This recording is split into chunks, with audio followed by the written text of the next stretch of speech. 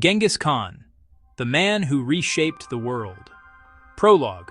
Before the storm, long before skyscrapers, before gunpowder empires, before Europe rose to global dominance, there was the steppe, an ocean of grass stretching thousands of miles across Central Asia. No borders, no walls, no kings sitting safely behind stone fortresses. Only tribes, only horses, only survival. In this brutal environment, weakness meant death. And from this land of constant war and endless sky, would rise a man who would command more territory than Alexander the Great, more than Rome, more than any empire before or after.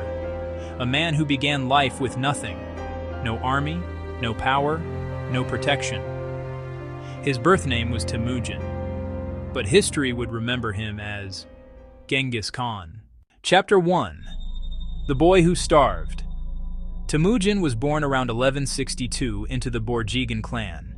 His father, Yesugei, was a minor tribal chief. Not a king, not powerful, just one leader among many. When Temujin was 9 years old, his father was poisoned by enemies. And in the Mongol steppe, when a leader dies, loyalty dies with him. His tribe abandoned his family. Imagine this moment.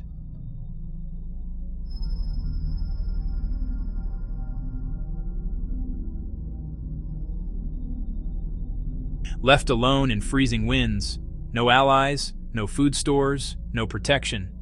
They survived by hunting rats, gathering roots, eating whatever they could find. Hunger became his first teacher, but betrayal became his second. At age 14, he killed his half-brother in a fight over food. It was brutal, but it was survival. Later, he was captured by a rival clan and enslaved. A wooden collar was locked around his neck, but he escaped. That escape shaped his destiny. He learned something powerful. Never rely on birth, rely on loyalty. Mongol society was divided by tribes and bloodlines. Leaders ruled because of ancestry. Temujin changed that forever. He rewarded loyalty over blood. If you were brave, skilled, and loyal, you rose. Even former enemies became generals if they proved themselves. This shocked traditional Mongol culture. It built unity. He reorganized warriors into military units.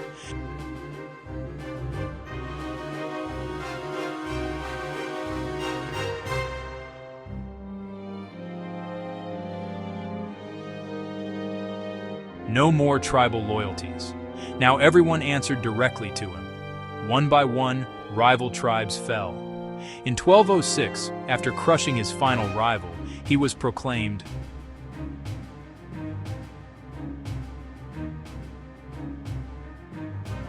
But Mongolia was not enough. He looked beyond the horizon. The Mongol army was not large by global standards, but it was revolutionary. Every warrior had multiple horses. This allowed them to ride for days without exhaustion. They could travel over 100 miles in a single day.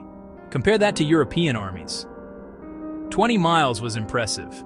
They used composite bows, smaller but stronger than European longbows. Their arrows could pierce armor at terrifying distances, but their true genius was strategy. They used feigned retreats, encirclement tactics, psychological warfare, precise coordination through flags and signals.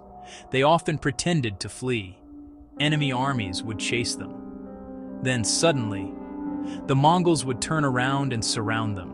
It was devastating. Discipline was absolute. If one soldier fled without orders, his entire unit could be executed. Fear maintained order. Order created power. China was the richest civilization near Mongolia. Massive cities, huge populations, strong walls. The Jin Dynasty ruled northern China. At first, they underestimated the Mongols. That was a mistake. Genghis Khan learned quickly. He recruited Chinese engineers. He mastered siege warfare. Trebuchets smashed city walls. Firebombs exploded over rooftops. Gunpowder weapons, early forms, were used. In 1215, Beijing fell. The destruction lasted weeks. Smoke covered the sky. The message was clear: resist, and you will be erased. Submit, and you will live. Many cities chose submission. Fear became faster than cavalry. The Khwarazmian Empire controlled Central Asia and Persia. Genghis Khan initially wanted trade. He sent merchants. They were executed. He sent diplomats. They were beheaded. This was not just insult, it was an act of war. The Mongol response was overwhelming. Instead of invading from one direction, they attacked from four. Cities were surrounded simultaneously. Communication collapsed. Defenses failed. Bukhara fell. Samarkand fell. Entire populations were slaughtered. Historians estimate millions died in this campaign alone. One Persian historian wrote, "They came, they destroyed, they burned, they killed." It was one of the most devastating invasions in human history. After Genghis Khan's death in 1227, his generals continued west. Russia fell first. Cities like Kiev were destroyed. Then came Poland and Hungary. At the Battle of Liegnitz in 1241, European knights charged confidently. They were crushed within hours. Heavy armor meant nothing against mobility. Europe had never faced an army like this. Only the death of the great Khan forced Mongol generals to return east. Europe survived by luck, not strength. Genghis Khan did something unexpected. He built systems of governance. He established imams, monks, and shamans allowed to worship openly, trade protection laws, diplomatic immunity. A legal code called the Yasa. Under Mongol rule, the Silk Road flourished. Merchants traveled safely across continents. Goods flowed from China to Europe.